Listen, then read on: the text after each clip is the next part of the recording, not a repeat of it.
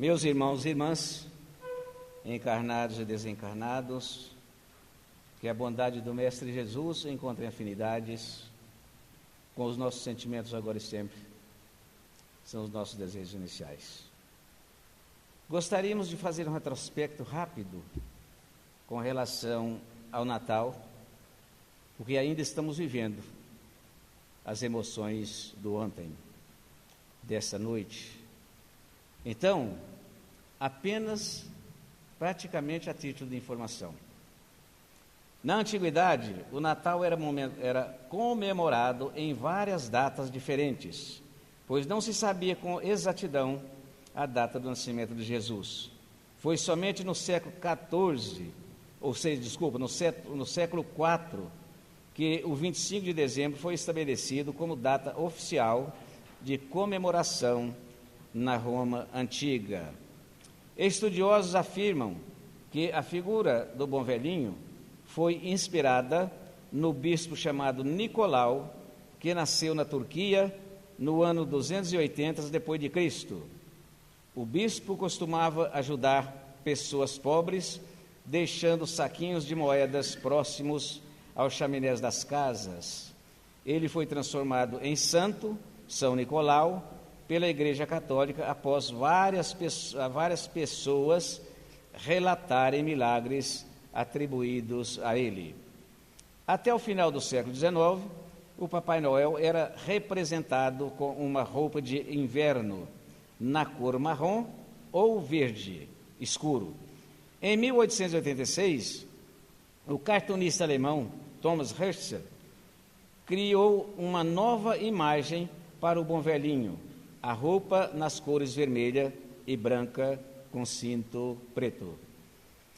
Em 1931, uma campanha publicitária da Coca-Cola mostrou o Papai Noel com o mesmo figurino criado por Thomas, que também era as cores do refrigerante. A campanha publicitária fez um grande sucesso, ajudando a espalhar a nova imagem do Papai Noel pelo mundo. Acredita-se que esta tradição da árvore de Natal começou em 1530, na Alemanha, com Martinho Lutero. Certa noite, enquanto caminhava pela floresta, Lutero ficou impressionado com a beleza dos pinheiros cobertos de neve. As estrelas do céu ajudavam a compor a imagem que Lutero reproduziu com galhos de árvores em sua casa. Além das estrelas, algodão e outros enfeites, ele utilizou velas acesas para mostrar aos seus familiares a bela cena que havia presenciado na floresta. Essa tradição foi traduzida para o continente americano por alguns alemães que vieram morar na América durante o período colonial. O presépio mostra o cenário do nascimento de Jesus, ou seja, uma manjedoura, os animais, os reis magos e os pais do menino. Essa tradição de montar presépio teve início com São Francisco de Assis, no século XIII. Para nós, o que é Natal? É um misto de amizade e de amor que repartimos com nossos familiares e amigos. Realmente, tudo parece perfeito. Os familiares se unem, as diferenças se anulam, as intrigas se acabam, a pobreza e as tragédias são esquecidas. Diante destes acontecimentos, tudo parece perfeito, até poderia ser, mas não é bem assim. As guerras continuam, os verdadeiros responsáveis pelos conflitos vivem fartos, saudáveis e intocáveis em seus palácios.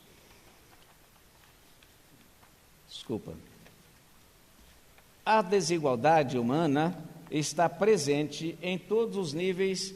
O Natal, além da grande alegria que nos proporciona, deve ser momento para uma reflexão. O que fizemos durante o ano e o que deveremos fazer no ano vindouro? mas esta data é ocupada pela mídia no intuito de fomentar as atividades comerciais. Fica no esquecimento o dono da festa, que é Jesus. O espírito do Natal deve ser vivido por nós, não só nesta data, mas em todos os 365 dias do ano, fazendo brilhar a alegria, a felicidade e o amor, onde quer que estejamos. Natal é demonstração de carinho e afeto, é sorriso, é abraço fraterno, é cura da alma, é a esperança restaurada, é a fé alcançada e os sonhos, é a vitória que vence o medo, é a paz que faz a alma mais leve. Alegria e festa é fartura e amizade e confraternização, é encerramento de um ciclo. Se for preciso transportar a cruz, saibamos nela morrer, como morreu Jesus. O Natal, em todas as idades, é sempre nova alegria, mas nos dons da caridade, o Natal é todo dia. Papai Noel, por favor, no Natal afasta o medo, acolha mais amor e no meio dos teus brinquedos, mais amor e no meio dos teus brinquedos. Obrigado, gente, pela atenção. Vamos ver o nosso tema de hoje, que é a Lei Áurea, né? A Lei Áurea nos chama muito a atenção, porque realmente foi uma coisa maravilhosa e com certeza está calcada em nossas lembranças. Com relação à Lei Áurea, já fizemos aqui algumas referências na palestra do dia 30 do 10 de 17, quando o nosso tema era Jesus veio. Mas trataremos um pouquinho da Lei Áurea, principalmente a humana. Dia 29 de julho de 1846, nasce no Palácio de São Cristóvão, no Rio de Janeiro, Isabel Cristina Leopoldina Augusta Micaela Gabriela Rafaela Gonzaga de Bragança e Bourbon de Orleans, filha do imperador Dom Pedro II e da imperatriz Teresa Cristina. Ela foi princesa imperial e regente do império no Brasil por 3 ocasiões. No dia 29 de julho de 1860, a princesa, com 14 anos, obedecendo à Constituição, presta juramento de manter a religião católica, observar a Constituição política do país e ser obediente às leis do imperador. No dia 28 de setembro de 1871, assina a Lei do Ventre Livre, libertando todas as crianças nascidas de pais escravos. Em 13 de maio de 1888, a princesa Isabel assinou a Lei Áurea, que quer dizer de ouro, oficialmente a Lei Imperial número 3.353, expressão que refere-se ao caráter glorioso da lei que pôs fim a essa forma desumana de exploração do trabalho escravo. Acabou a escravidão? É engano, meus irmãos. Acabou o comércio da venda de seres humanos como os animais.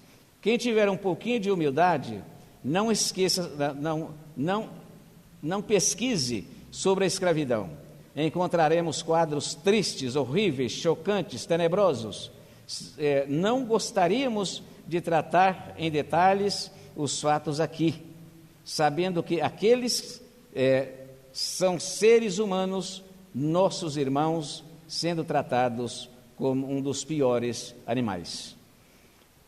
O grande exemplo da escravidão está representado em um ser indefeso, quando aqueles que acabamos de falar, ele foi preso, levado às praças públicas, foi chicoteado, surrado a pauladas, cuspiram seu rosto, seu sangue já derramava pelas ruas, recebeu em sua cabeça uma coroa de espinho, sendo surrado, conduzido aos ombros a cruz até onde foi crucificado, ele chama Jesus. Por que tudo isso aconteceu com este ser humano? Só porque ele pregava o amor à humanidade e defendeu esse amor até a última hora? Ele não só pregou a lei do amor, ele viveu e exemplificou esta lei durante 3 anos. Ele nos deixou a sabedoria e a verdadeira lei áurea. Amarás o Senhor teu Deus de todo o teu coração, de toda a tua alma e de todo o teu entendimento. Este é o primeiro e o grande mandamento. O segundo mandamento é este: amarás o teu próximo como a ti mesmo. Desses 2 mandamentos dependem toda a lei e os profetas. Também está em Mateus 22, 37 a 40. Mateus 7, 12 diz: tudo aquilo, portanto, que quereis que os homens vos façam, fazei-os eles, pois esta é a lei e os profetas. Essa regra era bem conhecida entre os judeus. Já em Tobias 4,15 temos esta norma: não faça a ninguém o que não querereis que eles vos façam. Incontestavelmente, muitos séculos antes da vinda do Cristo, já era ensinada no mundo a regra áurea, trazida por embaixadores de sua sabedoria e misericórdia. Importa esclarecer, todavia, que semelhante princípio era transmitido com amor e exemplificação por parte de seus expositores, que eram exatamente os antecessores de Jesus. Sabemos nós que Jesus não veio simplesmente só. Sabemos nós que Jesus não veio simplesmente no seu nascimento. Jesus já era representado por todos esses antecessores de vidas passadas que nós referimos aqui na palestra do dia 30, exatamente nos mostrando esta equipe imensa de Jesus que veio preparar este ambiente para que pudéssemos receber Jesus. Mas veja como é difícil, porque todos pregavam realmente esses ensinamentos do Mestre sem saber a população que era dele, e mesmo eles que representavam estas formas de comportamento não tinham consciência por que eles representavam estas formas, mas era representado. Profetas, administradores, juízes, filósofos, porém, procederam como instrumentos identificados com a inspiração dos planos mais altos da vida, mas não sabiam eles que plano seria esse, né? Mas qual seria esse plano? Mas a bondade de Deus é tão grande que, como nós não conseguimos ver essa dimensão imensa através dos nossos olhos biológicos, é claro que nós vamos procurar entender exatamente através das pesquisas que surgem daqueles nossos irmãos que dedicam este assunto, que estudaram este assunto, que receberam, inclusive, da espiritualidade, a oportunidade de pesquisar e representar esses fatos ocorridos e que ocorrem. Diziam os gregos: não façais ao próximo o que não desejaria receber deles. Isso nós mencionamos aqui, inclusive, as datas, neste comentário nosso, nessa troca de ideia nossa de hoje, não trouxemos as datas para que não tomássemos tanto tempo devido a esta matéria inicial que nós fizemos. Afirmavam os persas: fazei como quereis que se vos façam. Declaravam os chineses: o que não desejais para vós, não façais aos outros. Veja, quase toda a parte do mundo naquela época tratava deste assunto, tratava desta necessidade do amor humano, dessa necessidade de reconhecermos em todos aqueles que nós deparamos com eles, que convivemos, que estão distantes, mas que existem em todo o nosso orbe, sabendo que somos realmente verdadeiros filhos de Deus, porque assim disse Jesus depois em outras passagens bíblicas, nos mostrando e nos dizendo: todos somos iguais perante a Deus. Então veja como as coisas são interessantes.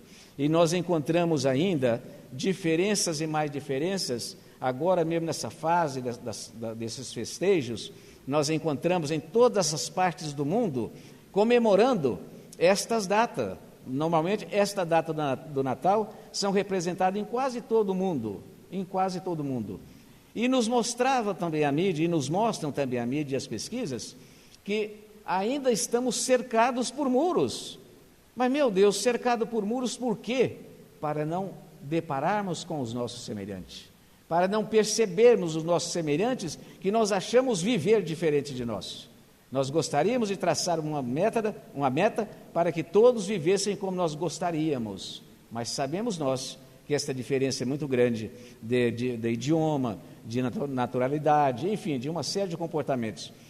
Nos mostrava a mídia, nesse final de semana, nos mostra as pesquisas dos muros construídos em muitos e muitos países, como estamos vendo agora nos Estados Unidos, construindo aquele muro, para evitar que os nossos irmãos penetram ali. Veja que coisa mais assim impressionante para nós, que procuramos ver todos como irmãos. Por que então tanta diferença desses nossos irmãos?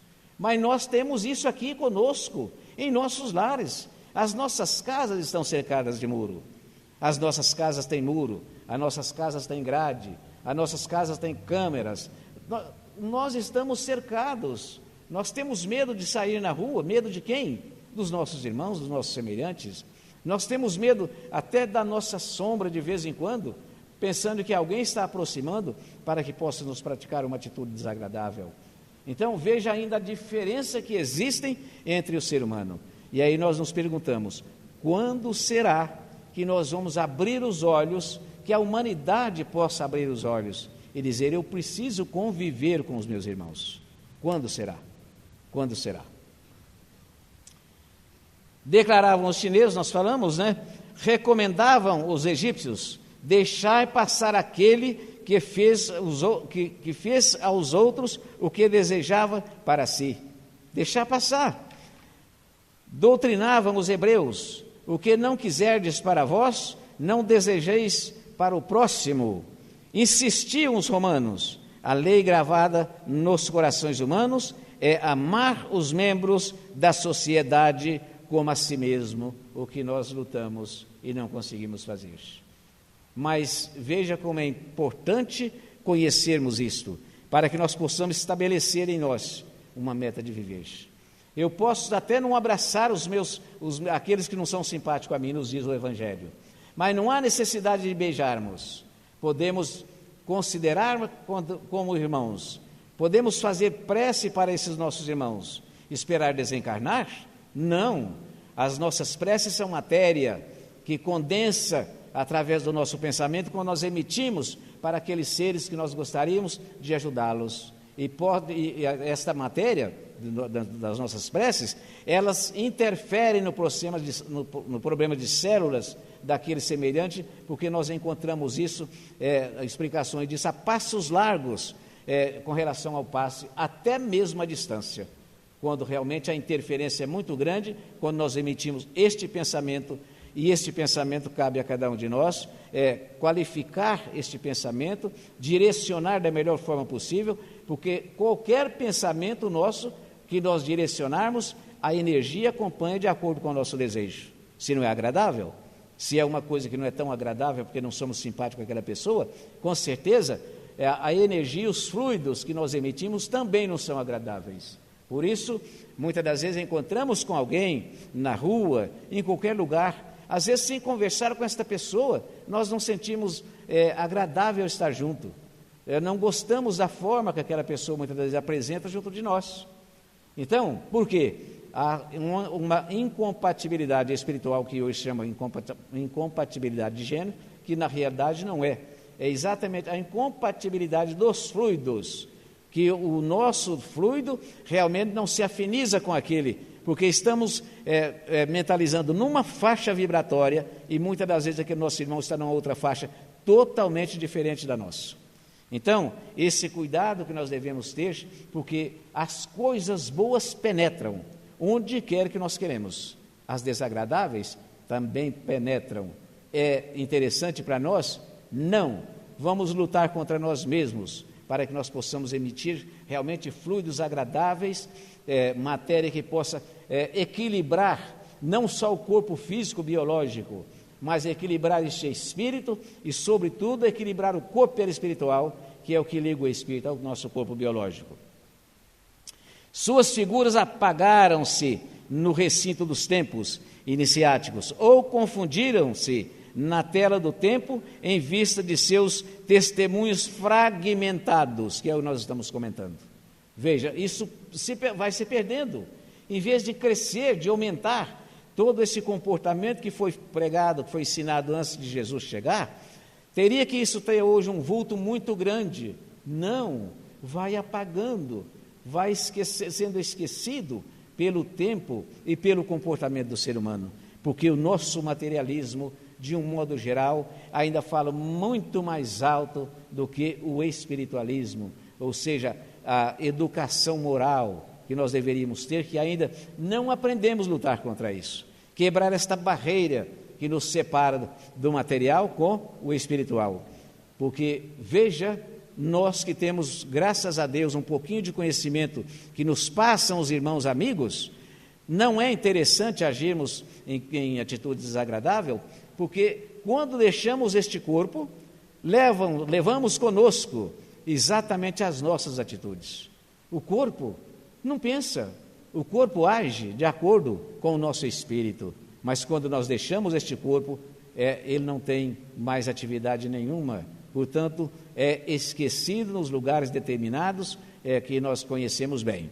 Então, com o mestre, todavia, a regra áurea é a novidade divina, porque Jesus a ensinou exemplificando, não com virtudes parciais, mas em plenitude de trabalho e abnegação, amor nas praças públicas, revelando aos olhos da humanidade inteira o seu comportamento, o que ele queria passar para nós, o que ele deixou para nós, o que muitas vezes ainda temos dificuldade de conhecer este Jesus. Mas como é esse Jesus? Onde é que está esse Jesus? E nós, às vezes, procuramos em determinados lugares. Em tal lugar está acontecendo fatos mirabolantes. E nós vamos lá para ver e muitas das vezes buscar uma solução para determinado comportamento nosso. Quando na realidade, Jesus está onde quer que nós estejamos. Porque este corpo, esse espírito que age nesse corpo, este espírito é criatura de Deus, é fagulha divina, é criação do Pai. Este espírito, por enquanto, para o nosso conhecimento, ele é imortal, ele é durável.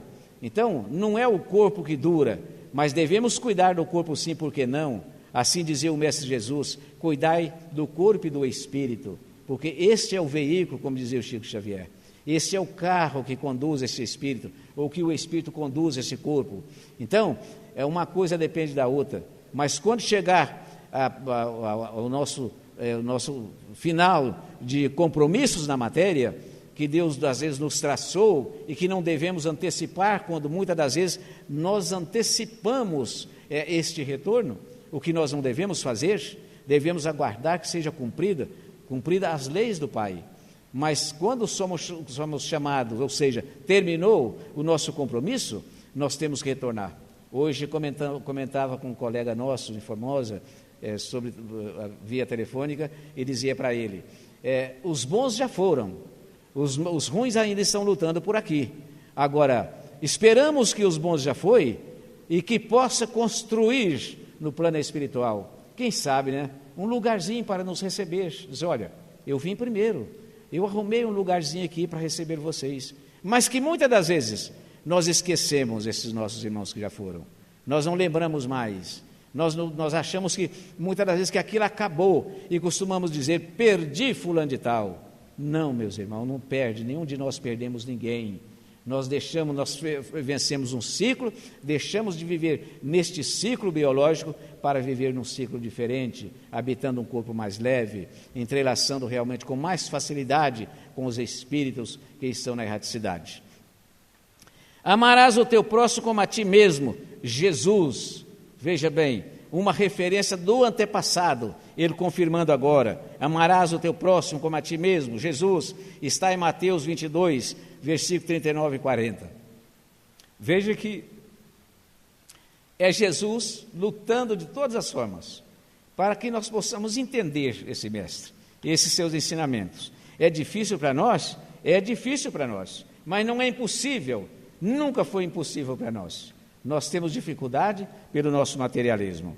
E estatísticas nos mostram que a exploração da mão de obra em condições desumanas de trabalho é um negócio lucrativo ao redor do mundo. De acordo com dados da Organização Internacional do Trabalho, ainda existem mais de 21 milhões de irmãos escravos. Com certeza, muito mais do que isso, porque a escravidão, ela não acabou. Nós encontramos hoje em todos os níveis da sociedade, todos os níveis, até os próprios animais, que nós pegamos para escravizar, prestar serviço para nós, que muitas das vezes sacrificamos esses animais com o trabalho, sem o mínimo cuidado de fazer com que ele possa ter saúde para trabalhar conosco.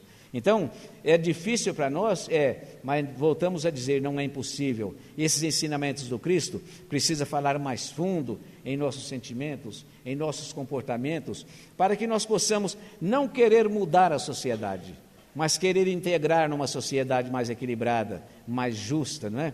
Esquecendo esta escravidão, que muitas das vezes nós temos alguém que trabalha conosco e tratamos de formas diferentes, porque são pessoas que nos servem, que cuidam do nosso lar, que cuidam dos nossos filhos, que cuidam de nós, que cuidam de nossos negócios, muitas das vezes, né? E nós talvez não temos um tratamento tão humano quanto merecia. Então, é muito interessante que nós possamos entender este mecanismo, partindo do nosso próprio lar, para facilitar esta integração, pelo menos com estes que convivem conosco. Muitas das vezes, costumamos até não tratar muito bem alguns filhos que achamos que se tornam um pouco rebeldes. Não são rebeldes, são falta de nós conversarmos, sentar, dialogar, porque são espíritos compromissados que, por acréscimo de bondade, o Pai permitiu que viessem, muitas das vezes como filho, aquele que nós chamamos de filho difícil, de ovelha negra. Muitas das vezes nós tratamos mal a nossa esposa, até mesmo logo após o casamento, costumamos dizer que é uma incompatibilidade de gênero. Não! São espíritos compromissados que vieram juntos para resgatar algumas atividades e, quem sabe, saímos daqui melhores do que quando aqui chegamos. Muitas das vezes tratamos mal o nosso marido, não sabemos sentar, dialogar com esse marido. Por quê? Porque falta de nós entendermos que esses espíritos que formam esta célula em nosso lar são espíritos compromissados uns com os outros, que vêm para resgatar nesse mundo maravilhoso que este nosso ordem biológico que nós estamos vivendo. Maravilhoso, onde nós temos tudo para ser feliz, para construir a nossa felicidade, que é um estado íntimo de nossa consciência, para que nós possamos, ao sair daqui, sair melhor do que quando aqui chegamos. Dizer para nós mesmos: eu mudei, eu melhorei um pouco, eu lutei para melhorar, eu estou lutando para melhorar, porque a nossa luta não encerra aqui, porque deixamos o corpo. A nossa luta é contínua, essa nossa luta, ela é constante. Então, do jeito que estamos lutando aqui, deveremos lutar quando daqui sairmos e, com certeza, vamos continuar lutando. Por acréscimo de bondade, esses irmãos que cuidam de nós aqui no processo biológico e que estão fora do corpo, vão estar conosco em espírito, nos assistindo e ajudando da mesma forma, porque não muda nada para o espírito quando ele deixa o corpo, apenas aquele estado de torpor, como nos informam os nossos irmãos, que é a fase em que nós deixamos famílias, que nós deixamos trabalho, que nós deixamos os bens materiais, e que ao integrar o mundo espiritual, ainda a preocupação nossa ainda é com aquilo que nós tínhamos em nossas mãos, que chamava de meu, que a gente não queria que ninguém tocasse, que era de minha propriedade, quando na verdade não entendemos que tudo que nós temos aqui é a benesse do Pai. nos ajudando, nos dando a oportunidade de vivermos mais tranquilo, de construir a nossa felicidade e da família que nós somos responsáveis, o que muitas das vezes nós não aproveitamos este espaço. É necessário que nós voltamos a pensar, meu Deus, eu tenho uma responsabilidade com o trabalho, com os colegas que estão me aturando no trabalho, com o chefe que me atura, com a esposa que me atura, com o marido que me atura, com os filhos que me aturam e assim por diante. É necessário entendermos isto. Nós não estamos aqui para ser mais escravos de um para com o outro, mas sim de lutar juntos, um com o outro, para vencermos juntos. Se eu desejo construir a minha felicidade, o meu irmão deseja pela mesma forma. Se eu posso ajudar o meu irmão a ser feliz, ser mais feliz um pouco, por que não ajudá-lo a construir a felicidade, não é? Para que juntos nós possamos caminhar em novas dimensões, lutando para continuarmos crescendo, porque não sabemos nós se ainda temos oportunidade de reencarnar num mundo de provas e expiações, que é a verdadeira escola e o verdadeiro hospital que nos ensina a curar o corpo e curar o espírito, que é o nosso caso hoje, nesse planeta maravilhoso, nesse orbe fantástico, que é o nosso mundo que nos acolheu, que Deus nos concedeu para passar por esta experiência e procurar sair daqui melhor do que quando aqui chegamos. Meus irmãos, eu quero agradecer a todos pela paciência e pela tolerância, desculpem os nossos erros, estamos juntos nesse barco, lembrem que todos nós estamos remando no mesmo sentido. Temos que chegar no porto, mas não podemos chegar sozinhos. Vamos lutar para chegar juntos, com a maior quantidade de irmãos que puderem estar junto conosco na chegada desse porto.